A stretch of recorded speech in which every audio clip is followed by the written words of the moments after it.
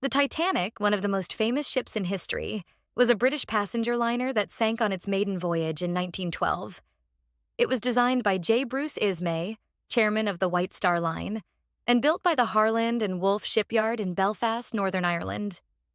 The Titanic was meant to be the most luxurious and unsinkable ship of its time, equipped with advanced safety features, including watertight compartments and remotely activated watertight doors. However, it tragically struck an iceberg on April 14, 1912, leading to its sinking in the early hours of April 15th.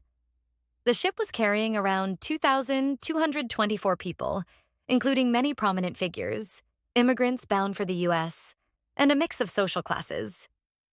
Due to a limited number of lifeboats and poor emergency planning, only about 710 people survived, while more than 1,500 perished. This disaster led to widespread shock and mourning and prompted major changes in maritime safety regulations, including lifeboat requirements and round-the-clock radio monitoring. The Titanic wreck was rediscovered in 1985, lying at the bottom of the North Atlantic, which brought renewed interest in the story and ongoing studies of the ship and its passengers. The Titanic story unfolds against a backdrop of early 20th century ambition and the race for luxury in transatlantic travel. At over 882 feet long, the Titanic was the largest moving object in the world when it set sail. It featured a grand staircase, luxurious first-class suites, Turkish baths, libraries, and even a heated swimming pool, showcasing the opulence available to wealthy travelers. Second- and third-class accommodations were also well appointed for the time, though they were far less extravagant than first-class quarters. Captain Edward Smith, an experienced and highly respected mariner, was at the helm of the Titanic. The ship departed from Southampton, England on April 10, 1912, with stops in Cherbourg, France, and Queenstown, now Cove, Ireland, before heading out across the North Atlantic toward New York. It carried 2,224 passengers and crew, including some of the wealthiest people in the world, like John Jacob Astor IV, and everyday people seeking a new life in America. On the night of April 14th, the Titanic received several iceberg warnings, but it continued at nearly full speed, a standard practice at the time to maintain schedules. At 11:40 p.m., lookout Frederick Fleet spotted an iceberg directly ahead. The crew attempted to turn the ship, but it grazed the iceberg along its starboard side, puncturing multiple watertight compartments.